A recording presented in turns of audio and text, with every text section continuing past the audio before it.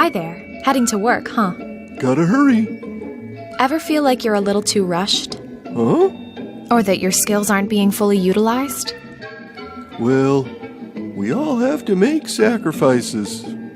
Sacrifices? Yes, to the system, to our leaders. Sir, do you know what a cult is? It's a small group of people. Not necessarily. Cults can be huge. There's no upper limit on their size. I guess. You might even be in a cult yourself. Me? No. But if you were, would you know it? Of course. At least, I think so. What about people who are born into a cult? Do they know? Well, that's just sad. Someone should educate them. Just imagine being born into a cult and nobody to tell you. It's terrible. And would they even want to know? Oh dear. Just think of it.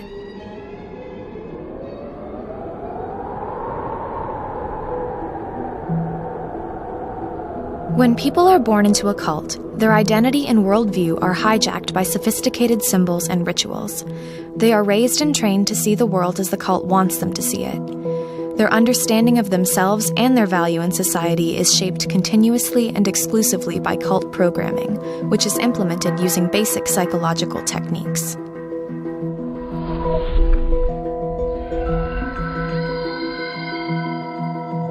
They don't make a full disclosure about what they are and how they operate. They want you to think that they're on your side and working for the forces of good. The truth of the cult must remain hidden, because if you discovered it, you would leave them.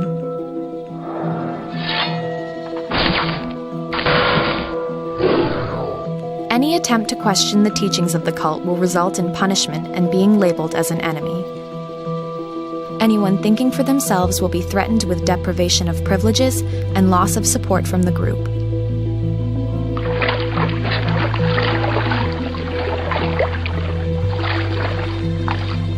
Relentless indoctrination drills belief into the members. Lies are repeated until they're accepted without question, and members become willing to kill or die for the group.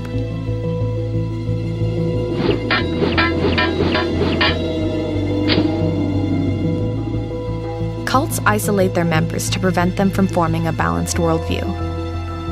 This begins by persuading members to ignore any views that conflict with theirs, and then becomes the outright banning of such information.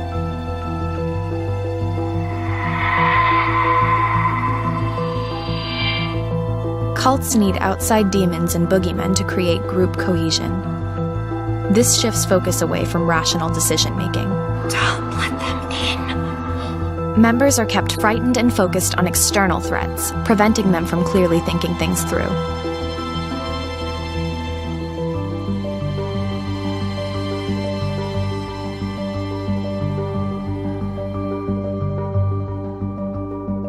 All of this is done for the benefit of the leaders. Cults rely on the narrative that what's good for the leaders is good for the group. All cult members are expected to work, suffer, sacrifice, and even die for the leaders. Marge, when I join an underground cult, I expect a little support from my family. Dad, do you think you might have been brainwashed? I have not been brainwashed. Kill the girl. This film makes the argument that the modern Western dream is built on and maintained by the fraudulent concept of materialism, a philosophy that has not only been discredited by science, but that also leads to a degradation of the human experience by eroding our relationships to each other and to our environment. The argument is not that people who aspire to the Western dream are inherently bad. It is that they have been systematically deceived, seduced and brainwashed into believing the lies of materialism and coerced into complying with its demands. Getting to this point has been a long, slow process, taking thousands of years, resulting in an unsustainable system of self-imposed slavery in which individual identities are shaped by illusory notions of ownership and control, stripping people of the happiness that comes from meaningful and cooperative relationships with fellow humans, other living creatures, and the larger systems that make life itself possible.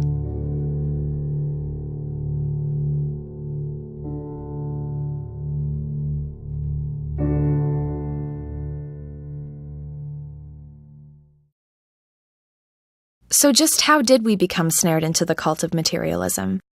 How did we transform from a group built on cooperation and partnership with nature into a gang of violent, money-hungry individuals? How did running with the pack become dog-eat-dog?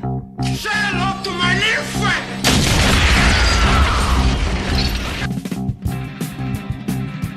friend! From the beginning, people's primary problem has been scarcity. The experience of lack drives a desire to harness and master natural systems, to make them work for us, to overcome scarcity and live in abundance. The urge to acquire necessary things beyond our basic needs began as a natural survival instinct. We were planning for the future and playing it safe. With the development of irrigation and the rise of cities, the average person's life got easier. Extended roads and trading networks made material goods more available, but only in abundance for a privileged few, the leaders. From the beginning of human history, there were only a handful of conspicuous consumers. Luxury always had a secondary purpose, to distinguish the leaders from the followers. Social classes began to take shape and divide the haves from the have-nots. The idea of poverty was born. The poor were kept in line, forcibly at first by the local authorities. Oh, come and see the violence inherent in the system! Help! Help! I'm being repressed! Later, they were controlled psychologically by emerging religions, which allowed for the maintenance of social order in an unjust social system. All of the major faiths have historically placed community above the individual, and emphasized spiritual virtue over material possessions, which were seen as a temporary vanity of earthly life, as opposed to the hereafter, believed to be superior and everlasting. When religion was the dominant social influence, it reinforced the masses' willingness to be satisfied with the bare necessities. Frugality, not self-indulgence, reflected the wisdom of the ages, because, after all, what really mattered for them was life after death, not opulence and decadence here on earth.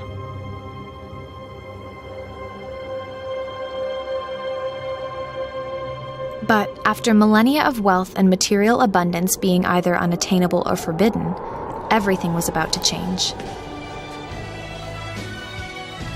No, God! No, God, please, no! No! No! No! The creation of gunpowder revolutionized warfare and land conquest. The introduction of the printing press in Europe exposed people to ideas other than those presented in the Bible. Innovations like the magnetic compass allowed European ships to explore the world. When new trade routes opened up, a new class of merchants and entrepreneurs discovered ways to exploit people's desire for worldly goods such as coffee, sugar, chocolate, and silk. This booming business fueled the rise of banks that financed and profited from these global journeys to exploit the world's riches. The bankers and merchants became so wealthy that they overtook the kings, now lending them the money they needed to fight their wars and maintain power. The bankers and merchants made it socially acceptable to consume in excess and began to flaunt their wealth. Improvements in the manufacture of lenses for reading glasses led to the development of the telescope. Gravity was soon discovered by observing the orbits of the planets around the sun, and this led to the formulation of scientific theories describing the laws of motion.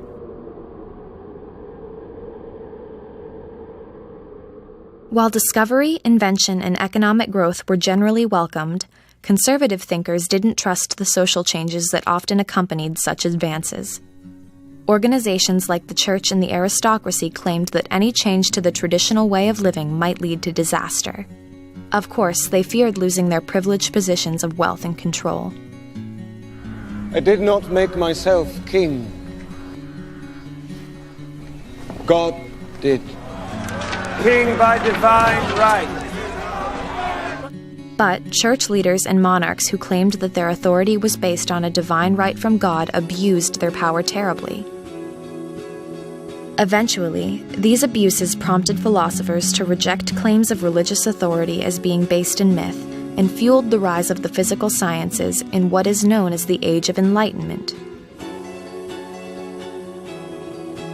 In this period, reason, observation, and the experiments of scientists such as Copernicus, Kepler, Galileo, and Isaac Newton merged with the philosophy of empiricism. Thinkers such as John Locke and David Hume began arguing against abstract notions of mind and in favor of the primary properties of objects. This all combined to usher in a purely mechanical model of the universe. Belief in this overall worldview, or hypothesis about the nature of reality, as purely physical, with random operations giving rise to increasingly complex systems including life and consciousness, is called materialism. This view freed the individual from moral constraints and allowed for an unlimited accumulation of wealth under the guise of legal ownership, backed up by the authority of a court system, which itself favors the wealthy, since the best lawyers cost the most money. Materialism promotes and justifies the pursuit of selfish pleasure, since the universe is conceived as being nothing but a collection of physical objects anyway, devoid of any higher ethical order, and this promotes an attitude of the one who dies with the most toys wins. By 1776, the year that the United States was born, one person would capture the spirit of self-interested individualism in his book, The Wealth of Nations. Adam Smith argued that self-indulgence worked as an economic driver that would make everyone wealthy.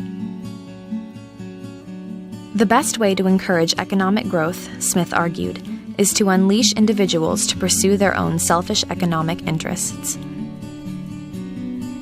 Smith provided the model for an economic system based on false materialist assumptions that would begin to take over the world. The fate of the modern era was then sealed with the invention of the steam engine at the beginning of the Industrial Revolution. During the 19th century, it began to look like scarcity may be overcome. Personal wealth and the trade it promoted drove an unparalleled economic boom. Giant factories were built to provide the goods that society now demanded. The Industrial Revolution powered a continuing emphasis on materialism, and the cult became our culture. Mountains of manufactured goods began to appear. Cheap stuff that more and more people could afford. It was all very seductive. Everyone began to abandon sustainable relationships with the natural world and sent their kids to work in factories. Young children were actually sold to mills and became their property. Many died from malnutrition, fatigue, and diseases such as brown lung. Abundance of consumer goods meant scarcity of concern for each other. It wasn't just the production of consumer items that was revolutionized by factories and mechanization. The process of acquiring goods was itself transformed. You are a true believer. Blessings of the state. Please forgive me. Blessings of the masses. Modern stores began to open in the 1800s, and shopping became both a necessity and a respectable leisure activity. Department stores offered a wonderworld of material luxuries and presented shopping as a replacement for relationships with nature. Stores became the churches for a new religion, the cult of materialism. And there was one country in which this cult would become a complete way of life. By the early 20th century, Americans had the highest personal wealth in the world, creating huge new markets. Enterprising business people realized that they could make a fortune producing luxury items that even the average working person could afford. New factories based on the assembly line process made cheap cars available to the masses. In the 1920s, ordinary Americans came to believe that affluence was their birthright. Thus, materialism became an integral part of the Western dream. It began stimulating and manipulating people's desires through advertising, sowing the seeds of greed and envy. Creating temptation and seduction became just as important as providing the consumer with information.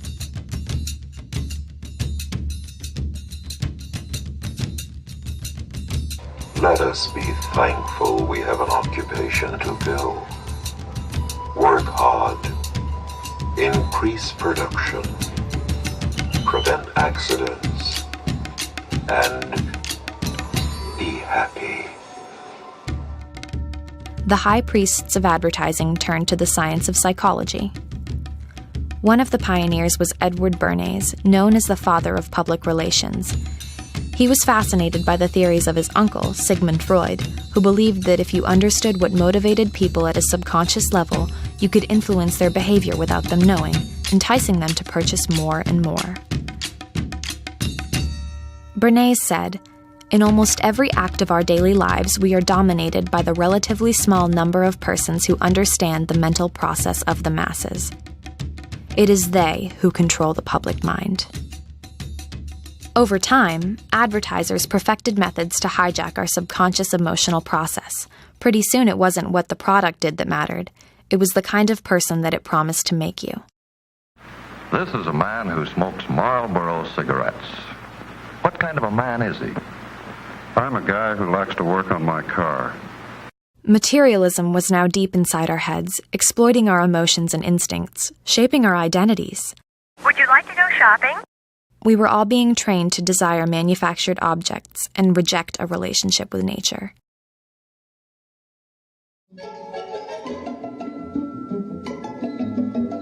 Hey, what's for lunch? Something quick. Ever stop to wonder where that meat came from? Well, no.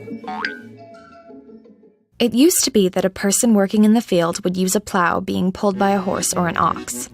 The person was having a cooperative relationship with the animal and could smell the earth beneath their feet. They had an acquired knowledge of the seasons that came from a relationship to the sun, moon, and stars. Until recently, it was completely normal for a person to know the name of the animal they were eating. After all, they raised it. They may even know the names of the animal's parents.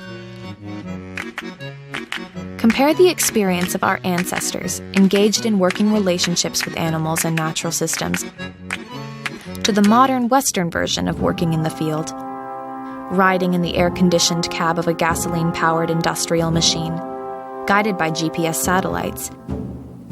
Now cut off from contact with the soil and extended natural systems, no more cooperative relationships.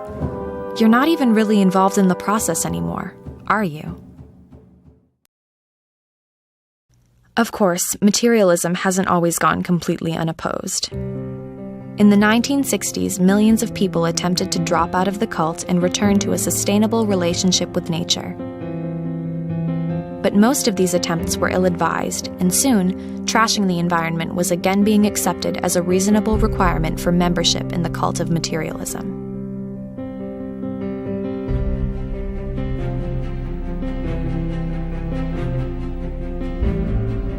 Then, in the late 70s, messages from environmental groups like Greenpeace and Friends of the Earth began to resonate with the public. This frightened the leaders, and in response, a new breed of politicians rose up. Financed by the corporate machine, and dismissed environmental warnings, ushering in an age of runaway materialism. Hippies were replaced by yuppies, and their philosophy was summed up in the movie Wall Street. The point is, ladies and gentlemen, that greed, for lack of a better word, is good. Greed is right. Greed works. Through the 1980s, success was defined by how much stuff we had. And today, the monster we've unleashed has grown and become so powerful that even the authorities are simply slaves to it. Elected officials and their appointees are merely selected from the pool of brainwashed addicts that are dependent on the system, and the more they reinforce the system, the greater their reward. We hear a continuous narrative from economists and politicians about the need for consumer spending and endless economic growth. Every day, we're bombarded with messages suggesting that the good life is only attainable by making lots of money and spending it on products that promise to make us happy and respected. $600 billion a year is spent to embed materialist propaganda in every visible space, on television, the internet, billboards, on planes, trains, and taxis, in public bathrooms, on neon signs and escalator handrails. But materialist culture also reaches deeper, burrowing its way into people's psyches, hijacking their identity, and influencing them to organize their entire lives around higher salaries and owning more stuff. Here in the United States, we have only 5% of the world's population, but use 25% of the planet's resources. And instead of using this incredible position of privilege to solve problems, we're worshipping things. While the world burns down around us, we're window shopping for another shiny item, another gadget, trying to buy nicer stuff to make our already nice homes nicer and nicer, and in doing so, just making the problems worse.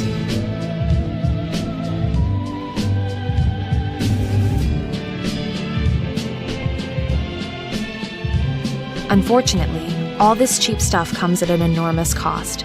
We're paying for all these trinkets with the well-being of both the people and the planet. And we're not gaining happiness from all this stuff. It's actually making us miserable.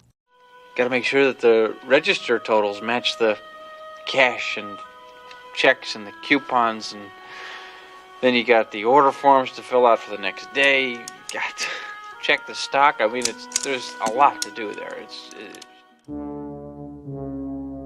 Researchers have discovered that as people prioritize materialist goals, they report less happiness and life satisfaction, experiencing fewer pleasant emotions in daily life.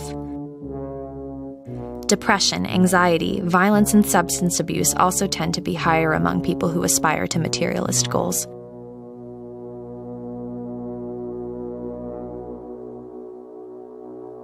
These goals influence our family and social relationships, thereby affecting other people's thinking and well-being. This is how the virus of materialism spreads. If you want to be popular, you need the latest item, fashion, or fad. First, the ads convince one consumer, who then convinces someone else. Research also indicates that materialist values and pro-social values are antagonistic. That is, as materialist values rise, pro-social values decline. This helps explain why people act in less empathetic, generous, and cooperative ways when money is on their minds. When people are under the sway of materialism, they care less about the earth. Numerous studies reveal that people who prioritize money, image, and status are far less likely to engage in ecologically beneficial activities such as recycling.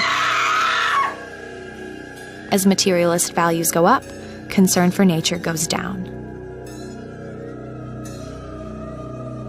So, if we want to live in a happier, more peaceful, and ecologically sustainable world, we'll need to reduce materialist values in our personal lives, in our families, and our communities. Know what I mean? I know exactly what you mean. You want to take it all for yourself and cut me out. Materialism has created extreme economic inequalities that threaten to tear apart the very fabric of our society. We've been brainwashed into believing that our role as a productive citizen is to consume more and more every year, even if we have to go into debt to do it. We've structured our economy around the cult of materialism. We're all dependent on it. It's become our master. If everyone doesn't continue to feed the monster and keep shopping for stuff we don't need, then we'll all start losing our jobs, companies will shut down, Wall Street will panic, and the economy will crash. So, we are no longer free individuals. We are slaves to the cult. Materialism strips a person of their natural values and attempts to fill the resulting hole in our lives with the simple idea of consumption. Bored? Go shopping. Depressed? Go shopping. Feeling good? Celebrate by shopping. The entire advertising industry is pushing you to consume ever more material goods, to splurge, to make irrational, wasteful purchases, to buy on impulse, to supersize it, to upsell and upgrade yourself into a raging shopaholic.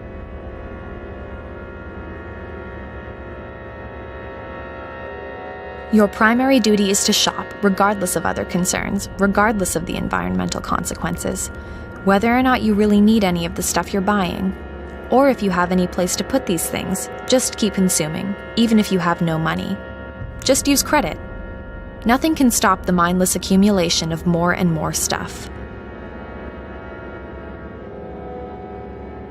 There was so much mayhem after she pepper sprayed even children inside the store trying to get to this Xbox 360 that they didn't know who did what, and she was able to get to the register, she was able to check out. Not even terrorist attacks can stop the shopping. We cannot let the terrorists achieve the objective of frightening our nation to the point where we don't conduct business, where people don't shop. As the saying goes, shop till you drop.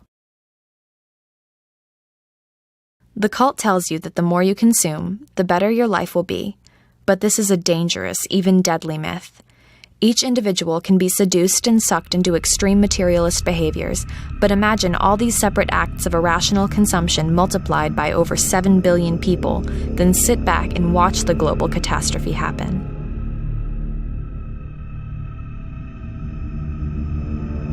The viral mythology of materialism is so pervasive that it has infected all areas of our culture. Many religious leaders now preach what is known as the prosperity gospel, assuring their congregations that coveting money and the insatiable hoarding of wealth are blessed behaviors. It should come as no surprise that these so-called religious leaders live extravagant, lavish lifestyles, complete with huge mansions and private jets. Our education system has also been hijacked by materialism. And who can tell me where thunder and lightning come from? Yes, Bart? The leader, ma'am. Very good, Bart. And who invented Morse code? Oh, I should know this one. The leader? Ah, correct again. The primary purpose for learning is now seen as making money. There's no other reason to go to school, right? This attitude has led to the elimination of arts and literature programs in American schools, resulting in citizens who lack an appreciation for beauty, unable to express themselves in a positive, creative manner, and make contributions to our culture. Absolute rubbish, laddie! We are sacrificing well-rounded members of society for mindless worker bees that will submit to the dictates of the cult and aspire to shop till they drop.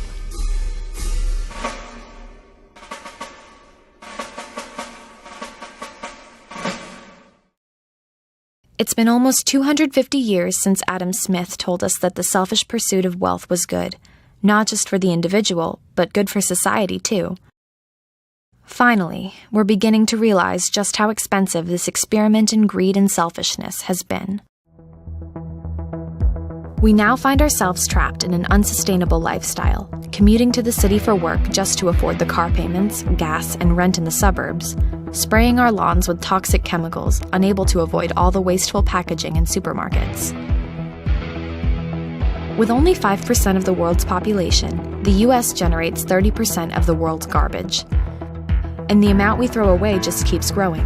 We now need thousands of landfill sites to deal with the billion tons of waste we produce each year, and less than 2% of our waste is recycled.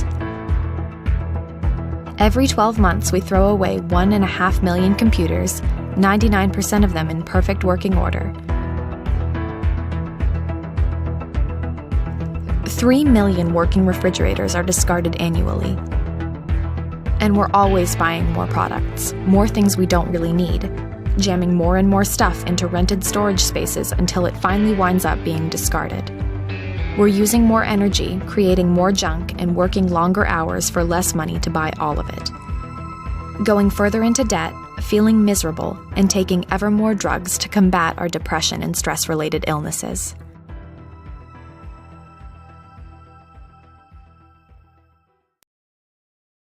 Of course, this system also creates poisonous waste, which finds its way into our drinking water and food supply.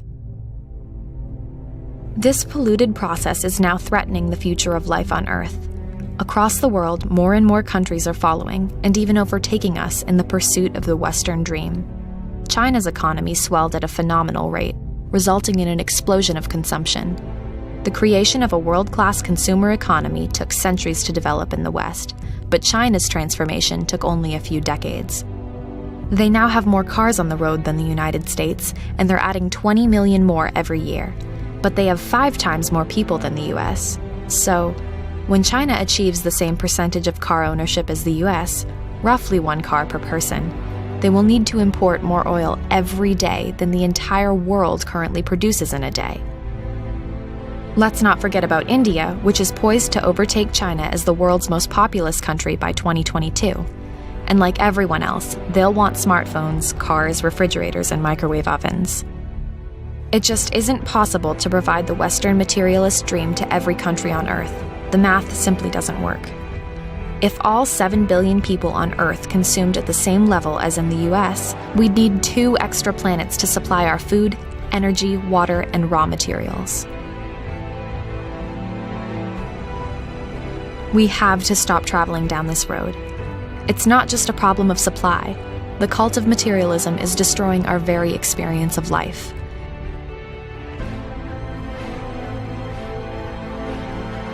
The system demands that companies compete to keep their consumers happy with ever lower prices, and workers in developing countries suffer as a result. Sweatshops, child labor, dangerous working conditions, shamefully low wages. Life has become a degrading experience for hundreds of millions of people. This is the result of viewing living beings as nothing more than cogs in an industrial machine.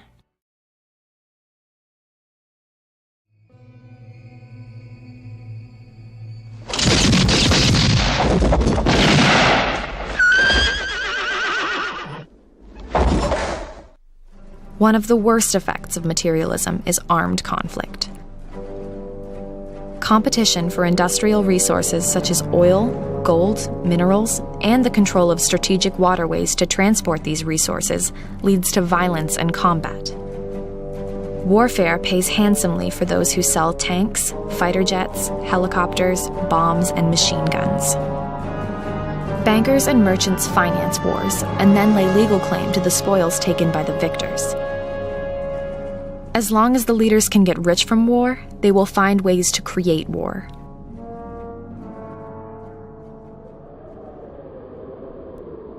Wasteful inefficiency, broken social systems, toxic pollution, drug addiction, perpetual violence, misery, all result from belief in the false claims of materialism.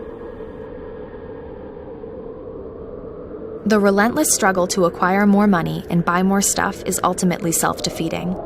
What most of us naturally crave is to feel loved, connected to others, and valued in our community. We want to feel good about our real selves, not just about our image, and materialism can't satisfy those needs. We are beginning to understand how negative emotions make people susceptible to materialism. For instance, studies show that people focus more on material possessions when they feel insecure. It's natural for people to use possessions as an extension of identity, sometimes to compensate for perceived personal shortcomings. But the desire to indulge in high-quality items can also be used to support positive activity, like a creative hobby or just exploring your environment.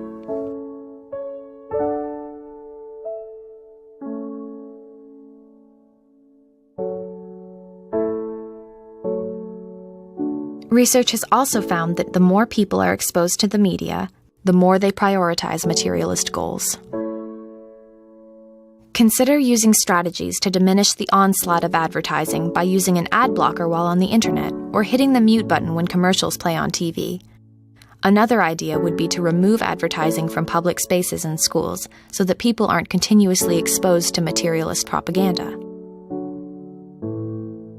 Raising your emotional awareness will help make you less susceptible to manipulative advertising and more sensitive to the emotional states of those around you. We can't allow the cult of materialism to stunt our emotional growth. Understanding your emotions is the key to letting go of fear and connecting to compassion.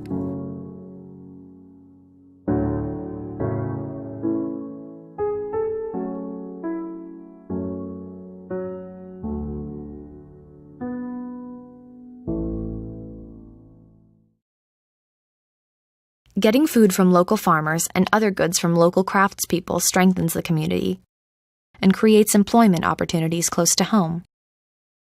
There are practical solutions if we have the courage to act on them, and the time is now. A better life can be found if we turn away from today's emphasis on object ownership and reassess the role of money as our primary measure of success.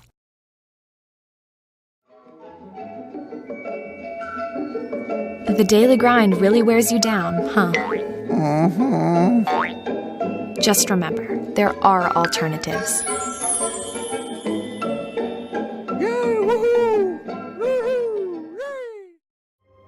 We should probably look for a new philosophy to guide us. A new way of understanding the world to replace the dangerous and destructive myth of materialism. It must be rational, supported by logic, and promote a healthy social order. Is this even possible? Maybe what we're looking for isn't new at all. Maybe it's been right here under our noses the whole time.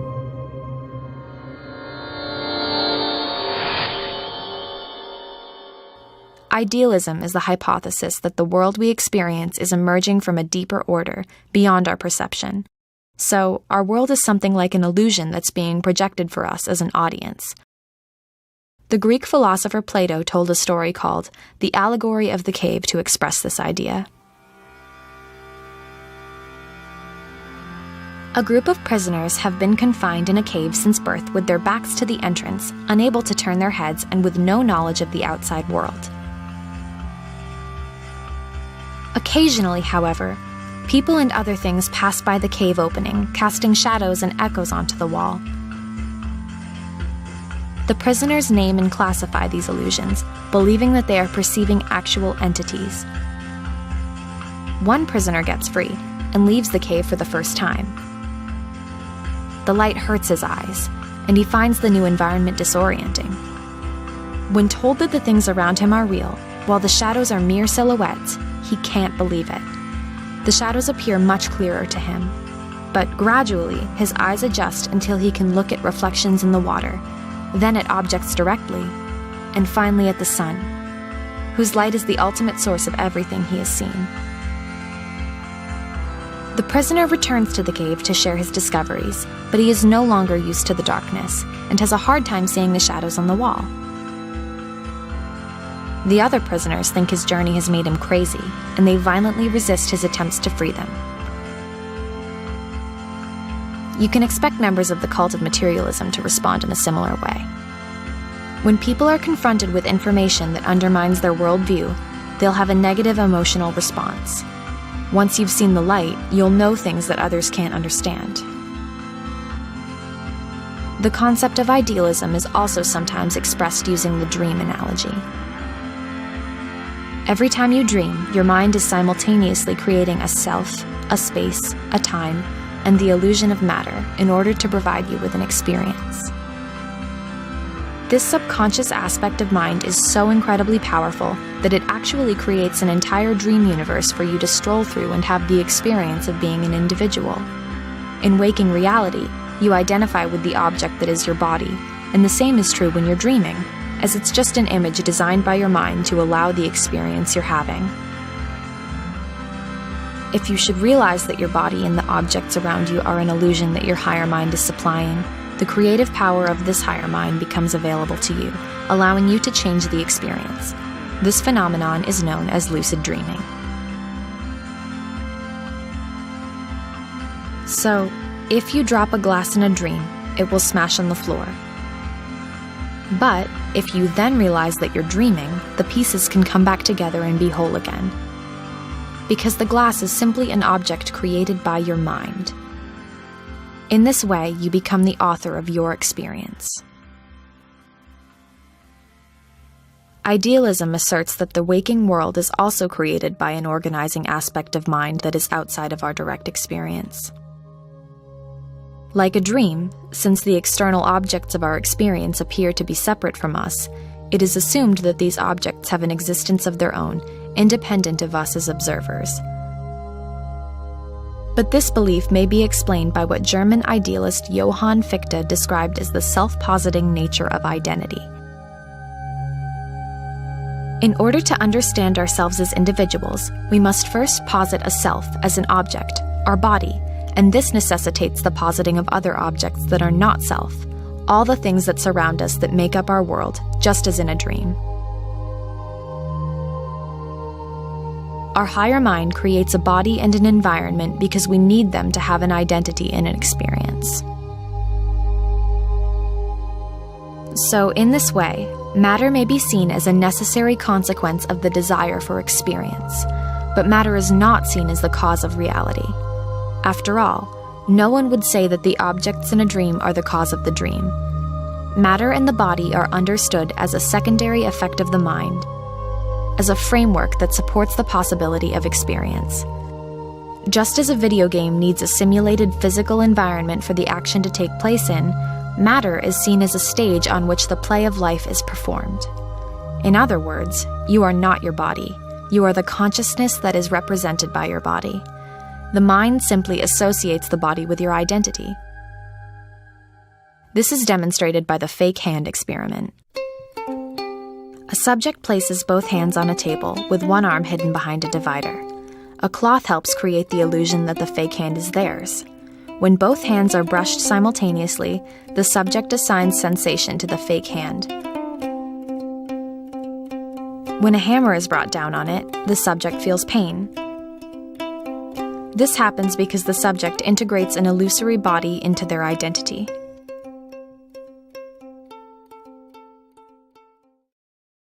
When we reduce ourselves to mere matter, we reduce our fellow beings as well. And instead of developing relationships of mutual trust and cooperation, we relate based on ideas of ownership and control. This leads to animal abuse, like the kind that is seen in industrial meat supply. It leads to human slavery and bondage, as seen in indentured servitude and prison-for-profit schemes. It diminishes others to sex objects and a host of other problems.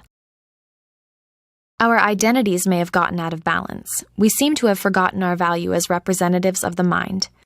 Fortunately, it's not too late, and we can still incorporate idealistic values back into our thought process to regain our footing.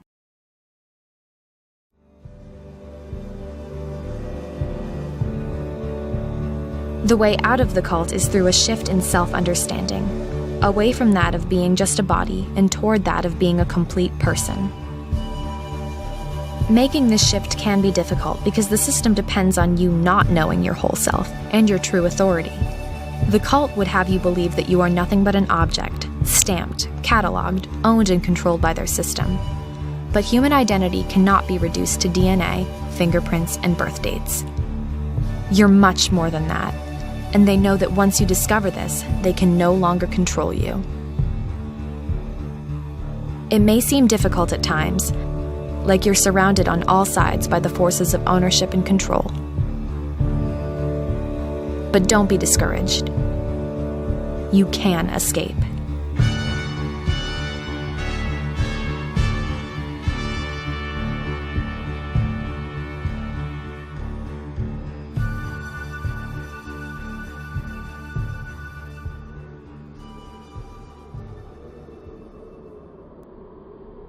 It was abuses of power by churches and monarchs that created a need for materialism to refute their claims of divinely granted absolute power. This was justified and necessary, but we may have thrown out the baby with the bathwater and created an even bigger problem. Luckily, people are survivors. We've made it this far by being able to recognize a need to adapt under changing conditions. And we will successfully adapt to these new conditions as well.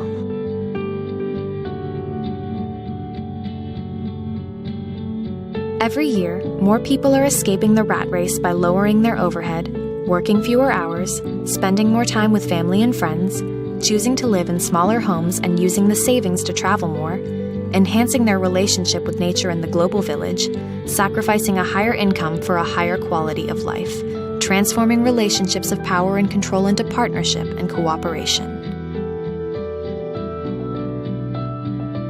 Ask yourself whether your desire for material possessions determines your ideas and values, or if your ideas and values determine how much you desire material possessions. Luminous beings, so we, not this crude matter.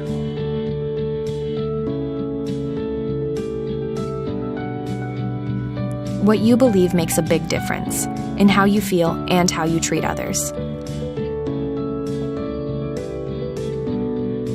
Once you see the light, you won't be seduced into buying things you don't need. you'll no longer be isolated and won't submit to coercion. You'll remember that there is no us against them, because we're all in this together. Recognizing a deeper fundamental identity promotes emotional awareness and a turning away from short-sighted distractions.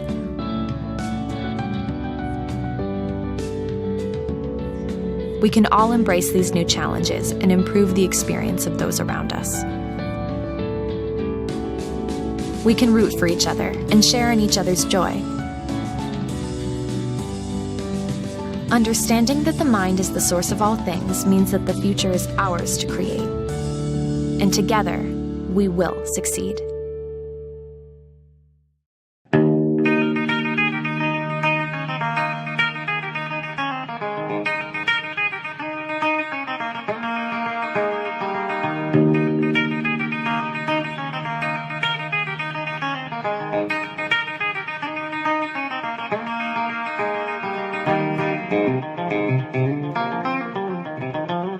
Mm-hmm.